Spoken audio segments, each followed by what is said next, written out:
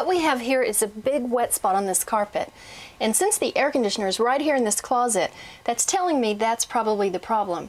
The condensation drain is probably leaking, and in fact, let me show you some of the damage already. When I pull back this piece of carpet, the wood tack strip and the pad are completely soaked through and starting to mildew.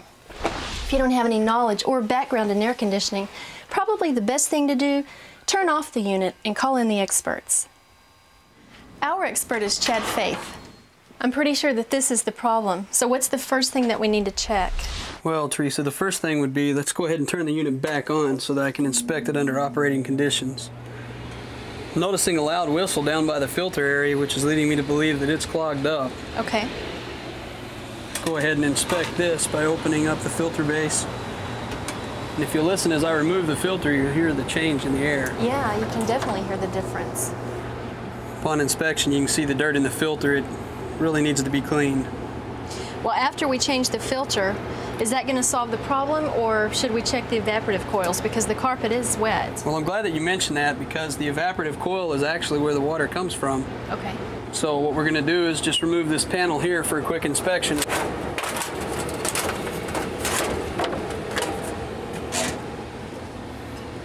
Okay, the first thing that we would do is look at the pan, make sure there's no cracks or holes, any water on the exterior. It's fairly dry. Second thing is check to see if we have standing water inside the pan, which you can see that we do.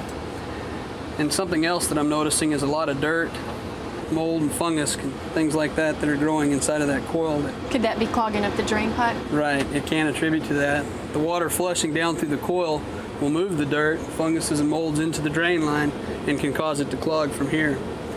As we're looking down to the main drain, you see the water here? We can see that our problem is actually down here in the big drain. We've got water standing. So this is where our problem is. Yeah, I can see that that's full of water. Right.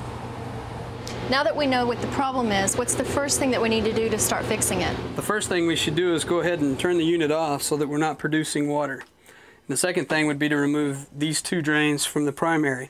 We'll start by removing the water heater overflow. And that just slipped right off. Right. Okay. The second thing will be to go ahead and cut the PVC to the evaporator coil. Now when you cut this, is water going to go everywhere? Right, so we will need a bucket. Okay. Got one.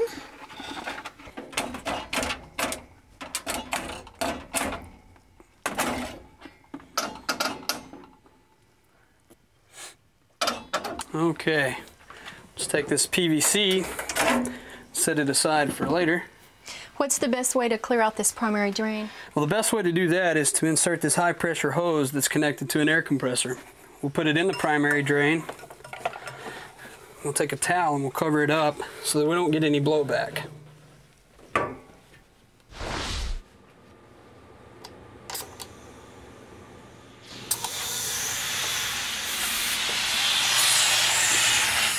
Okay, Chad, let's check that and see if it worked. Here's some water. All right, thank you. You're welcome. And what we're going to do is pour this water into the primary drain. And if we've relieved the cloggage, the water will go ahead and drain out. Although if we haven't, it'll go ahead and back up on us. It sounds to me like it's draining pretty good. It does to me too. Looks like we may have done our job here today. Now, if that didn't work, would you just repeat the whole process again?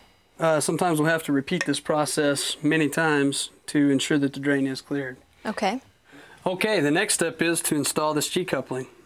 What this is going to do is going to allow the homeowner easy access to the evaporating drain.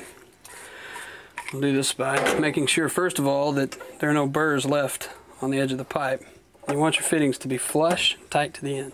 And this piece is actually holding your pipes back together, is that right? Right. But also, in the future, if there's another problem and it's not in the primary drain, the homeowner could just take this piece off to check to see if there's cloggage. That's right. In that pipe. Okay. Important thing is to make sure that the compression fitting, or the G-coupling, is on very tight and secure. What we'll do now is we'll install the other half.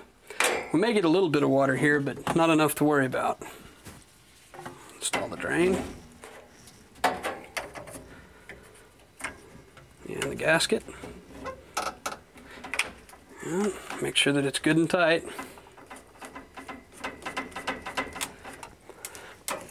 Okay, looks like our job's done here. Great. Well, let's turn this unit back on and cool this house off. I agree. Chad, we talked about this filter being part of the problem. Since it is so dirty, do we need to replace it, or is it okay just to wash it? This particular filter is electrostatic and should be washed at least once a month for best results. Looks to me like we ought to wash it right now.